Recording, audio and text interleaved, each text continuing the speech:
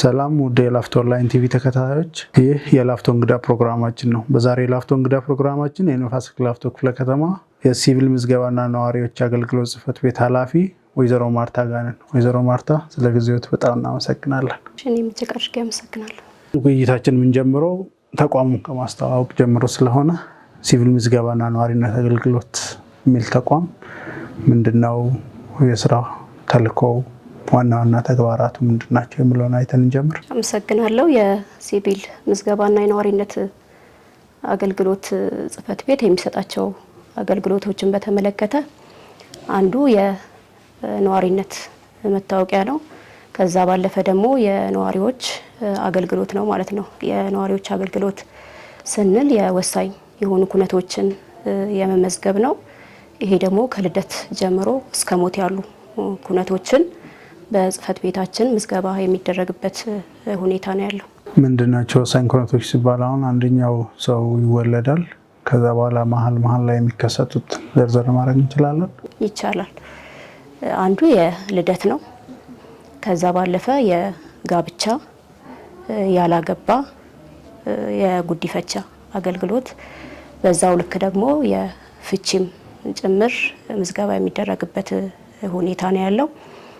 ከዚህ ቀደም ከነበረው አሁን በተሻሻለ ሁኔታ ጤና ተቋማት ላይ በተለይ የልደት ምዝገባውን በወቅታዊነት እየመዘገብን ያለንበት ሁኔታ ነው ያለው ማለት ነው። በክፍለ ከተማችን 8 የሚሆኑ የጤና ተቋማት አሉን። ከዛ ባለፈ ደግሞ አንድ የግል አለን። 9ኙም ላይ ባለሙያዎችን በመመደብ የሚከሰቱ ውልደቶችን ወቅታዊነቱን በጠበቀ መልኩ ምዝገባ እያደረግን ያለንበት ሁኔታ ነው ያለው። ከዛ ባለፈ የፍቺ ከፍርድ ቤቶች ጋር በጋራ በመሆን እዛውም ላይ ባለሙያ በመመደብ በወቅቱ ምዝገባ እንዲደረግ እየሰራን ያለንበት ሁኔታ ነው ያለው። ያው ከዚህ ቀደም በነበረው ወቅታዊነትን ጠብቆ ምዝገባ ማድረግ ላይ ያው የግንዛቤ ችግሮችም ነበሩ።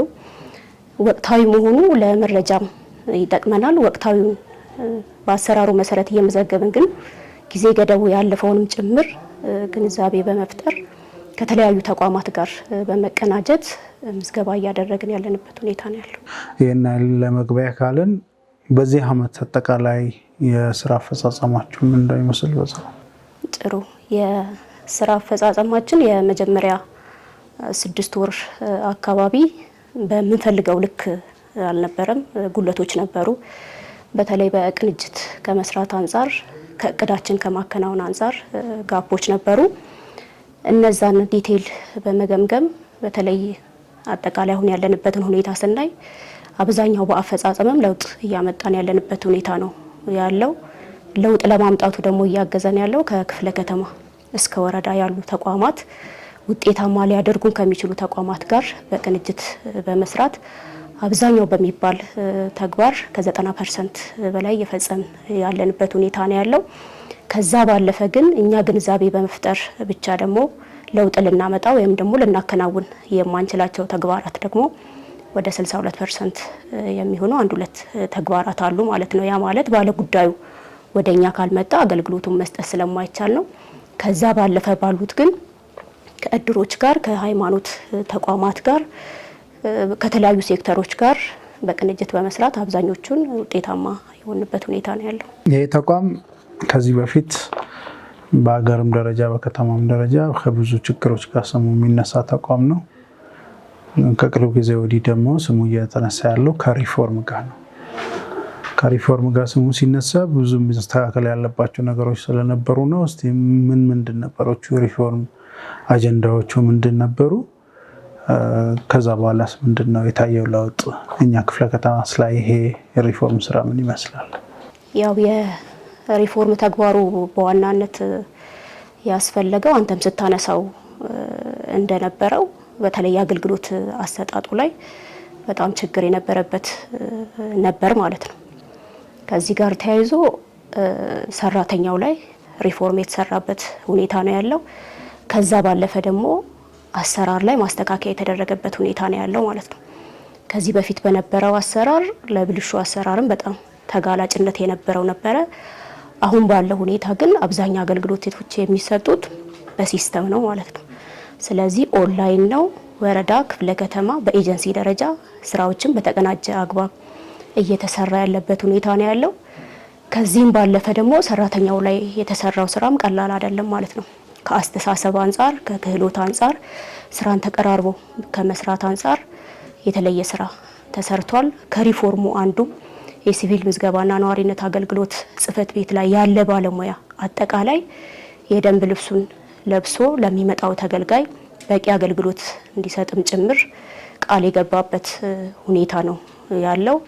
ከዛ ባለፈ ከሪፎርሙ ሁለተኛው የሆነው ምቹ ሁኔታን ከመፍጠር አንጻር ነው ማለት ነው። ይሄ ማለት ከኤጀንሲም በክፍለ ከተማም በወረዳዎች ላይም ትይዩ መሆን መቻል አለበት። ወደ አንድ ገጽ መምጣት መቻል አለበት። ያንን እኛም እየሰራን ያለንበት ሁኔታ ነው ያለው። ከሪፎርሙ ጋር ተያይዞ ደግሞ በተለይ የቢሮ ምቹ ሁኔታን በተመለከተ በስታንዳርድ አሰራርም ጭምር ወርዶለታል። እንደ ክፍለ ከተማችን ትንሽ ወረዳዎች ላይ ችግሮች አሉ ማለት ነው። ስራው ተጀምሯል፣ ነገር ግን አልተጠናቀቀም። 13ቱንም ወረዳ ግን የተጀመሩ ስራዎች በተለይ ከቢሮ ምቹ ሁኔታ ከመፍጠር አንጻር ወደ ተቀራራቢነት ለማምጣት እየሰራ እንገኛለን። ቀጣይ በያዝነው በቀናት እቅዳችንም ታሳቢ አድርገን ለማጠቃለል እየሰራን ያለንበት ሁኔታ ነው ያለው። እንደ ተቋም ምን ችግር ለያችሁ የምለውን አሁን ምቹ ስራ አካባቢ ከመፍጠር ውጭ ሌላ የለያችሁት ነገር የለም? እዛው ላይ ተጨማሪ አድርገው ቢያልፉ። ምንስ እየተሰራበት ነው? እንደ ተቋም ምን ክፍተቶች ተለይተው እየተሰራባቸው ነው? ጥሩ እንዳነሳሁት አንዱ ለአገልግሎት ምቹ ያልሆኑ ቢሮዎች ናቸው ማለት ነው። ያ ማለት ባለው ሁኔታ ማስተካከል እየተቻለ ምክንያት ማብዛቶች ነበሩ ከዚህ በፊት በነበረው ማለት ነው። አብዛኛው ከ13ቱ ወረዳ 7 የሚሆኑት ግራውንድ ላይ ነው ቢሮአቸው። ነገር ግን ደግሞ ቢሮ ግራውንድ መሆኑ ብቻ በቂ አይደለም ማለት ነው። ቢሮ ውስጥ ያለው ምቹ ሁኔታ መስተካከል መቻል አለበት። ያ ማለት የፋይል ቤቶች፣ ተገልጋይ የሚቀመጥበት በቂ ወንበር ማዘጋጀት በራሱ አንዱ ነው። እነዚህ ችግሮች ነበሩ። እነዚህን ለመፍታት ከከተማም ደረጃ ሊያግዝ የሚችል ሰው በመመደብ ስራዎች እየተሰሩ ያለበት ሁኔታ ነው ያለው። ከዛ ባለፈ ፋይል መጥፋቶች ይነሱ ነበር በፊት በነበረው ማለት ነው። እነሱ ላይም ለውጥ እያመጣን ያለንበት ሁኔታ ነው ያለው። ችግር ያለባቸውን ወረዳዎች በመለየት ስራ እየሰራን ያለንበት ሁኔታ ነው ያለው። አሁን ላይ በዛ ልክ የሚቀርቡ ቅሬታዎችም የሉም ማለት ነው ወረዳውንም ስለለየን።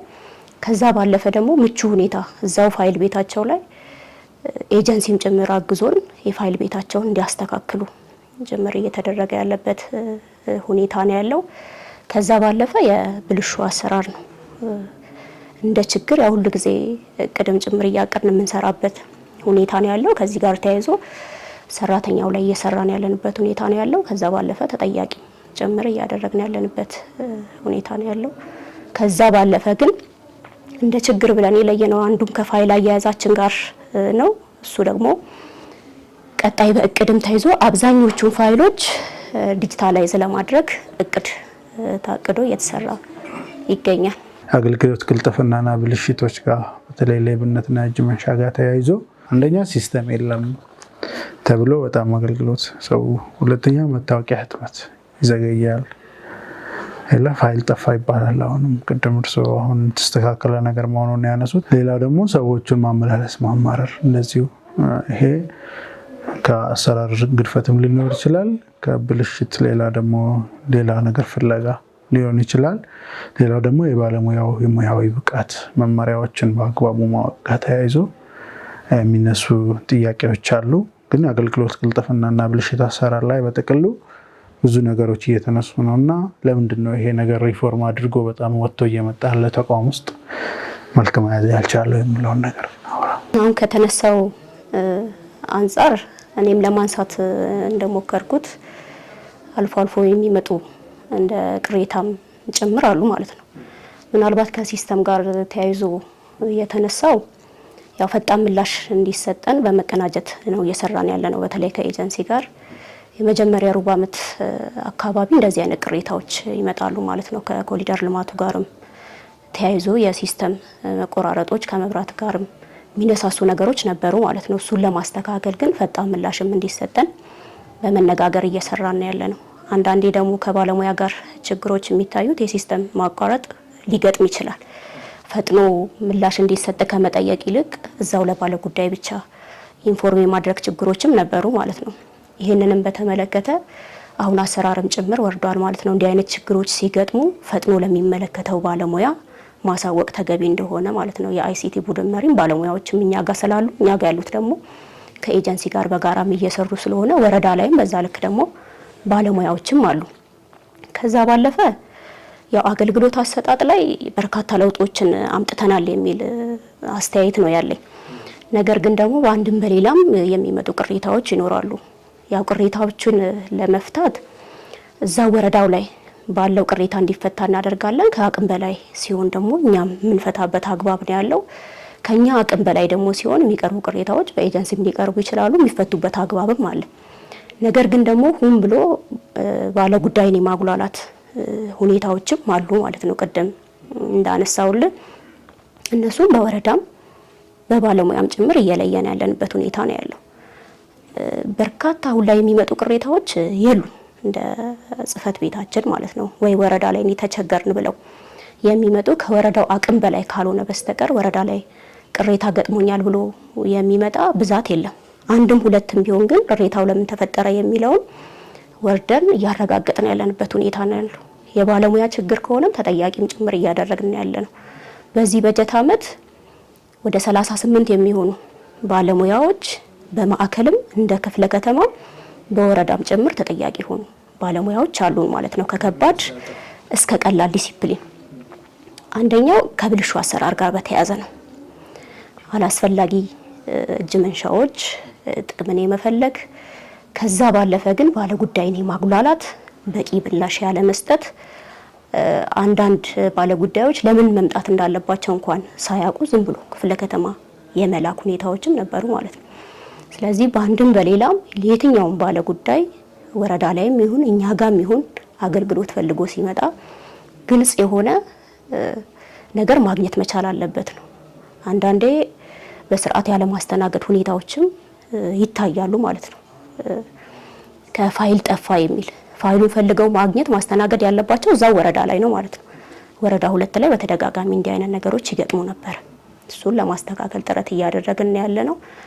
አብዛኛው ግን የመጀመሪያው ከክህሎት አንጻር ባለሙያዎችን የማሰልጠን ከዛ ባለፈ በየጊዜው የግንዛቤ ስራ የመስራት ከዛ ሲያልፍ ግን ተጠያቂ የማድረግ ሁኔታ እየሰራን ያለ ነው ማለት ነው። ተጠያቂ ለማድረግ የግድ አመራር ብቻም አይጠበቅም ማለት ነው። አልፌ ወረዳ ላይ ጠይቃለሁ፣ ኤጀንሲ አልፎ ወረዳ ላይ ጠይቅ ይችላል። ምክንያቱም ቅድሚያ አገልግሎት ለፈለገው ማህበረሰብ ስለሆነ ቅድሚያ መስጠት ያለብን። እንደዚህ አይነት ችግር ያለባቸው ባለሙያዎችን ደግሞ እየለየን መሄድ መቻል አለብን ነው። ከዚህ ውጪ ባለው ደግሞ በጣም በስነ ምግባር የተሻሉ ባለሙያዎችም እየወጡ ያለበት ሁኔታ ነው ያለው ከዚህ ተቋም ማለት ነው። ይሄ ሰው ከሚሰጠን ማስተያየት ነው ይሄን እያነሳው ያለሁት። ቀልጣፋ አገልግሎት የሚሰጡ ከቢሮ ባለፈ መጀመሪያ ላይ እንዳነሳው መስክም ጭምር ጤና ተቋማት ላይ ምዝገባ የሚሰሩ፣ ፍርድ ቤት ላይ ምዝገባ የሚሰሩ ቅን የሆኑ የሚያገለግሉ ባለሙያዎች እንዳሉ ሁሉ ደግሞ አንዳንድ በስነ ምግባር ችግር ያለባቸው ባለሙያዎችንም ጭምር እየለየን ያለንበት ሁኔታ ነው ያለው።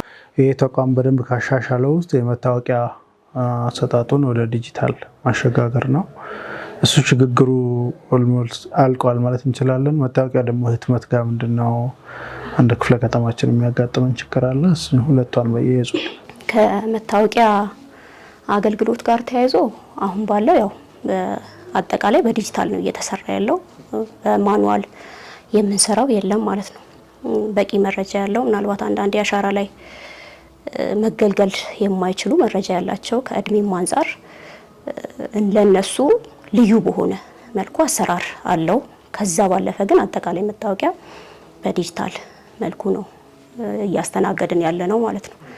ከዛ ባለፈ ህትመት ላይ የተነሳው ከቅርብ ጊዜ ወዲህ በክፍለ ከተማ ደረጃ ህትመት እያተምን አይደለም ያለው። በአንድ ማዕከል በኤጀንሲ ነው ህትመት እየተሰራ ያለው ማለት ነው።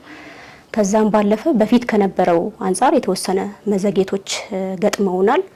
ከነሱ ጋርም ከኤጀንሲ ጋር በጋራ በመነጋገር ህትመቱ እዛ እየታተመ እኛ እያመጣን እዚህ የምናሰራጭበት ሁኔታ ነው ያለው። እሱም በቅርብ ጊዜ የሚስተካከልበት ሁኔታ ነው የሚኖረው። ነገር ግን ደግሞ ማህበረሰቡ ላይም እንግልት እንዳይፈጥር ወዲያው የመታወቂያ አገልግሎቱን እንዳገኙ ጊዜያዊ ወረቀት የምትሰጣለች። በሱ አገልግሎቱን እያገኙ ዲጂታሉ ደግሞ ፕሪንት ተደርጎ በመጣ ሰዓት በሱ የሚገለገሉበት ሁኔታ ነው ያለው። ማህበረሰቡ ቅድም መጀመሪያ ላይ አንስቷል፣ ወሳኝ ኩነቶችን የማስመዝገብ እንደ ሀገር ከስልጣኔም ጋር ተያይዞ ሊሆን ይችላል ባህሉ የለንምና ምንድን እየተሰራ ነው? እሱ ላይ ተሰርቶ የመጣ ለውጥ ይሄ ነው ማለት እንችላለን ወይ? አንዳንድ ደግሞ ይሄን ነገር ደግሞ ሰው እንደ ልቡ መጥቶ ማስመዝገብ እንዳይችል የሚያደርጉ መመሪያዎችስ እየታዩ ነው? ለምሳሌ እንደ ሲንግል ማም በእንግሊዝኛ ተብሎ የሚጠሩት እናቶች የልደት ካርድ ማውጣት ሲፈልጉ የሚጠየቁት ክራይቴሪያዎች አንዳንድ ሳይኮሎጂካሊም ለነሱ የማይመች ሪያሊቲውንም የሚቃረን ነገሮች ይጠየቃሉ ይባላል። ግን እንደዚህ አይነት ነገሮችን ለማበረታታት ምንድነው እየተሰራ ያለው? ሰው መጥቶ እንዲያስመዘግብ የተለያዩ ኩነቶችን መግቢያ ላይ እንዳነሳሁት የተለያዩ ኩነቶች በወቅቱ መመዝገብ አለባቸው ነው። አንተም እንዳነሳው ከግንዛቤ አንፃር በዛ ልክ አይደለም።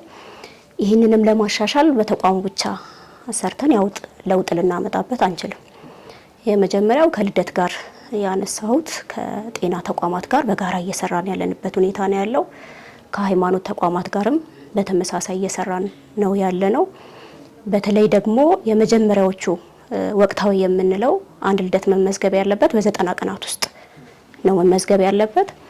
ወደኛ ቢሮ ከመምጣት በፊት እዛው ውልደቱ የተከሰተበት ጤና ጣቢያ ላይ እዛው አገልግሎቱን ማግኘት ይችላሉ ማለት ነው። ይሄ ሲደረግ ያው በቂ መረጃ ሊኖር ይገባል ነው። እናት የልደት ስታወጣ የአባት ውክልና ወይ መያዝ መቻል አለበት ነው። ምክንያቱም ይሄ ህፃን ያው ማንነቱን ማወቅ መቻል አለበት። መረጃው ደግሞ ለህፃኑ ነው ሞር ጠቃሚ የሚሆነው።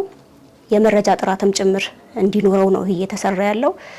የአገልግሎት ችግሮችም እንዳይፈጠር ወይም ደግሞ እንግልትም እንዳይፈጠር አንድ እናት በቂ መረጃ መያዝ መቻል አለባት ነው። ከዚህ በፊት የልደት ለማውጣት አባትም እናትም መገኘት መቻል ነበረባቸው ነው በአካል። እሱ ግን ታይቶ የማስተካከል ስራ ተሰርቷል። አሁን በአካል ግዴታ አይደለም። ነገር ግን አባት ከመጣ የእናትየዋ ሙሉ መረጃ ይዞ መምጣት መቻል አለበት። እናትም ከሆነች በዛው ልክ ማለት ነው። ብዙ ጊዜ ከአባትነት ጋር ተያይዞ የሚነሱ ነገሮችም ስላሉ ነው አሰራሩ በዚህ ልክ እየሆነ ያለው ማለት ነው። አንዳንዴ አባቱ የማይታወቅ ልጅም ካለ በእናቱ አባት እንዲጠራም አሰራሩ በዛ ልክ የተቀመጠበት ሁኔታ ነው ያለው። ከዛ ባለፈ ግን በፊት ከነበረው ምክንያቱም አገልግሎቱን እንስጥ ምዝገባ መደረግ መቻል አለበት እያልን ደግሞ የተወሰነ አሰራሩን ማናዘምነው ከሆነ በምንፈልገው ልክ ላይሄድልን ስለሚችል ችግሮቹን እያየን እያስተካከልን ያለንበት ሁኔታ ነው ያለው። በዛ ልክ ግን አሁን ላይ ችግሮች አሉ ብለን አናስብም ማለት ነው። በውክልናም ጭምር አገልግሎቱ ስለሚሰጥ በዛ ልክ አሁን ችግሮች ያሉት ምንድነው ከግንዛቤ አንፃር ነው። ግንዛቤውን ግን በሁሉም ተቋም መስራት መቻል አለብን የሚል ነገር ነው የተግባባ ነው። ሰነድ አልባ ቤት ወይም ይዞታ ያላቸው ማህበረሰብ ክፍሎች መታወቂያ ለማውጣት ይቸገራሉ። ሌላ ደግሞ ከተለያየ አካባቢ ወደ አዲስ አበባ ሰው ይመጣል። ወደዚህ ሲመጣ ደግሞ መሸኛ ይዞ ይመጣል። እነዚህን የማህበረሰብ ክፍሎች የማስተናገድ ጋር ተያይዞ በርካታ ጥያቄ ነው የመጣው። ኦልሞስት ከሁሉም ወረዳ ማለት ይቻላል። እዚህ ላይ ስምንታሽ ጥሩ ከሰነድ አልባ ጋር ተያይዞ አሰራር ተቀምጦለታል። በመመሪያ የተቀመጠ ነው። እኛ ምናልባት የመታወቂያውን አገልግሎት ነው የምንሰጠው። ነገር ግን ሰነድ አልባ መሆኑ ከታመነበት ከወረዳው አስተዳደር ወይም ደግሞ መሬት አስተዳደር ከጻፈለት መገልገል ይችላል። ይሄ በመመሪያም ጭምር የተቀመጠ ስለሆነ ማለት ነው። በዛ ልክ ችግር ገጥሞናል የሚል አካልም የለም። ምክንያቱም መመሪያ ላይ በግልጽ የተቀመጠ ስለሆነ ማለት ነው። ግን ማረጋገጫ ያስፈልጋል። እኛ ጋር መጥቶ አገልግሎቱን ለማግኘት ከአስተዳደሩ ማረጋገጫ ከመጣልን አገልግሎት ማንሰጥበት ምክንያት የለም። ምናልባት ይሄ ጥያቄ እየተነሳ ያለው ከዚህ በፊት የነባር ፋይሎች ላይ ከሆነ እሱ ላይ አንዳንዴ ዝም ብሎ ፋይል የመክፈት ሁኔታዎችም ነበሩ ማለት ነው። ያንን የማጥራት ስራ እየተሰራ ነው ያለው። አሁን ላይ ግን ፋይሎች ቼክ ሲደረጉ የተጓደለ ነገር ያልተሟላ ነገር ሲኖር ይሄንን እንዲያሟሉ ተጠይቆ ካልሆነ በስተቀር መመሪያ ላይ የተቀመጠ ስለሆነ በዛ ልክ እየተስተናገደ ነው። አስተዳደሩ እስካረጋገጠ ድረስ የኛ ጽህፈት ቤት አገልግሎቱን ይሰጣል። ከሸኝ ጋር ተያይዞ ከመሸኛ ጋር ተያይዞ እንግዲህ ህዳር ላይ ጀምረናል አገልግሎቱን ማለት ነው። ከዛ ቀደም በነበረው ያው ታግዶ ነበረ። ከደህንነትም ጋር የሚገናኝ ጉዳይ ስለነበረ አገልግሎት እየተሰጠ አልነበረም ከክልል ለሚመጡ መሸኛዎች። አሁን ላይ ግን አገልግሎቱ ተጀምሯል። መግለጫም ጭምር ወጥቶ አሰራርም ወርዶለት ከህዳር ጀምሮ ወደ አገልግሎት ገብተናል። እያስተናገድንም ያለንበት ሁኔታ ነው ያለው። እኛ ብቻ ሳንሆን የምናስተናግደው ወረዳ ላይ መሸኛውን ይዞ አረጋግጦ ለኛ ካመጣልን በኋላ በኤጀንሲም ጭምር ተረጋግጦ ከወረደልን አገልግሎት እየተሰጠ ያለበት ሁኔታ ነው ያለው። አሁን በእርሶም ተቋም በበላይነት እየተመራ ነው ብዬ የማስበው የፋይዳ መታወቂያ ናሽናል አይዲ የምንለው ምንድነው? ይሄ መታወቂያ ካለን መታወቂያ ጋር እንደዚህ አይነት እንትኖች አሉ። ለግንዛቤም እንዲሆን እስቲ ምንድነው አስፈላጊነቱ ፋይዳውስ የሚለውን ነገር አንስተን ብንጀምር። ፋይዳ መታወቂያን በተመለከተ ያው እንደ ሀገርም ትኩረት ተሰጥቶት እየተሰራ ያለ ስራ እንደሆነ ይታወቃል።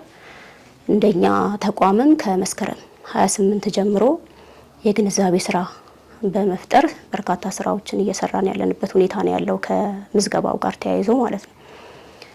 የሁለቱን ልዩነት አንተ እንዳነሳኸው የነዋሪነት መታወቂያ ላይ ያው ነዋሪ መሆናችንን ብቻ ነው ሊገልጽ የሚችለው ማለት ነው። የአዲስ አበባ ነዋሪ መታወቂያ ኖሮ ክልል ላይ በዛ ልክ አገልግሎት ላናገኝበት እንችላለን። አንተን በመሸኛ ስታነሳ ስለነበረ ማለት ነው። ስለዚህ ነዋሪው መሆናችንን ብቻ ነው ሊገልጽ የሚችለው። የፋይዳ ብሔራዊ መታወቂያ ላይ ስናይ ግን ማንነታችንን ሊገልጽ የሚችል በርካታ አገልግሎቶችን ደግሞ ሊያቀላጥፍ በሚችል መልኩ እየተሰራ ያለበት ሁኔታ ነው ያለው። እንደ ክፍለ ከተማችንም በሁለት ዙር ምዝገባ የመዘገብንበት ሁኔታ ነው ያለው። በመጀመሪያ ዙር ከተቋማት ጋርም በመቀናጀት በጽህፈት ቤታችን በኢትዮ ቴሌኮም ጭምር ከዛም ባለፈ ባንኮች ላይም በርካታ ምዝገባዎችን አድርገናል። ወደ 107,000 የሚሆን ነዋሪ የመመዝገብ ስራ ሰርተናል። ከዛ ባለፈ ደግሞ በተቋማችን ብቻ ያሉ ባለሙያዎች ስልጠና ወስደው በየትምህርት ቤቱ ላይ ተመድበው ስራ እየሰሩ ያለበት ሁኔታ ነው ያለው። የመመዝገቢያ ኪት ጭምር ተረክበው ወደ 25 የሚሆኑ መዝጋቢዎች በየትምህርት ቤቱ እየመዘገቡ ነው። እነሱም ወደ 38,000 የሚሆን ተማሪ መመዝገብ ስራ ሰርተዋል። ስራውን ከጀመርንበት ጀምሮ እስካሁን ድረስ ከ145,000 የሚሆን ነዋሪ መዝግበናል። ይሄ በራሳችን የመዘገብነው ነው እንጂ በገቢዎችም በኢትዮ ቴሌኮምም ባንኮች ላይም የተመዘገበው የክፍለ ከተማችን ነዋሪ ደግሞ በጣም ብዙ ነው ማለት ነው። ከዛ ባለፈ ያው ስራው አሁንም ቀጣይነት ያለው ነው። በ90 ቀን እቅዳችንም አካተን ወደ 154,000 የሚሆን በእቅድ አቅደን ከተቋማት ጋር እየሰራን ነው ያለ ነው። ሰው ጠቀሜታውን ተረድቶት እንዲመዘገብ የት መመዝገብ እንደሚችል በዛው መልክ ማስተላለፍ ይችላል። አሁን ላይ በርካታው ሰው ያው ግንዛቤም አግኝቷል። እንደ በፊቱም የምንቸገርበት ሁኔታ የለም። ምናልባት ሲጀመር አካባቢ የነበረው የግንዛቤ ችግሮችም ነበሩ። አሁን በአገልግሎትም ጭምር አስገዳጅ እያደረግነው ነው ያለ ነው። ያ ማለት ቅድመ ሁኔታ ማለት ነው። እኛ ጽህፈት ቤት አገልግሎት ፈልጎ የሚመጣ ሰው የመጀመሪያው ፋይዳ ማሟላት መቻል አለበት። በተለያዩ ተቋማት ላይም እንደ ቅድመ ሁኔታም እየተወሰደ ስለሆነ በዛ ልክ እየመዘገብን ያለ ነው። እንደ ሲቪል ምዝገባና ነዋሪነት አገልግሎት ጽህፈት ቤትም በ13ቱም ወረዳ ላይ ምዝገባ ማድረግ የሚቻልበት ሁኔታ ነው ያለው ማለት ነው። ምቹ ሁኔታንም ፈጥረናል። የቅድመ ዝግጅት ስራም አጠናቀናል። በአቅራቢያቸው የሄዱ የፋይዳ ምዝገባ ያላከናወኑ ነዋሪዎች ምዝገባ እንዲያከናውኑ ነው ማለት የምፈልግ። በጣም አመሰግናለሁ። ጥያቄዎቹ እነዚህ ናቸው። ከእርሶ ተቋም ስራ መጠቃላይ ከፋይዳም ጋር ተያይዞ ማስተላለፍ መልእክት ካለ? ሁለት ተግባራት ላይ ትኩረት መደረግ ስላለበት ነው ማስተላለፍ የምፈልገው መልእክት። ያው የዝግጅት ምዕራፍ ላይ በተለይ ደግሞ ተማሪዎች ላይ የልደትና የፋይዳ በቀጣይ በጀት ዓመት ያው ግዴታም ጭምር ነው ማለት ነው ለተማሪዎች። ስለዚህ በወረዳዎች ክፍለ ከተማንም ጨምሮ የመመዝገቢያ ማሽንም ስላለ ሰው በሚቀርበው ቦታ ላይ እየሄደ ፋይዳ እንዲያስመዘግብ ማለት ነው። ተማሪዎችን በተለይ ከ5 ዓመት በላይ ሆናቸው ተማሪዎች ፋይዳ ምዝገባ እንዲያከናውኑ፣ ከዛ ባለፈ ግን ከዚህ ቀደም የልደት ካርድ የሌላቸው ደግሞ አቅራቢያቸው ሄደው የልደት ካርድ እንዲያወጡ ወላጆች ኃላፊነትንም ቢወስዱ ቀጣይ ወደ ተግባር ከመግባታችን ወይም ደግሞ ትምህርት ከመጀመሩ በፊት ከወዲሁ የቅድመ ዝግጅት ስራቸውን ቢያከናውኑ መልካም ነው የሚል ነገር ነው ያለኝ። በጣም አመሰግናለሁ። ውድ የላፍቶ ኦንላይን ቲቪ ተከታታዮች የዛሬው የእንግዳ ፕሮግራማችን ይሄን ይመስላል።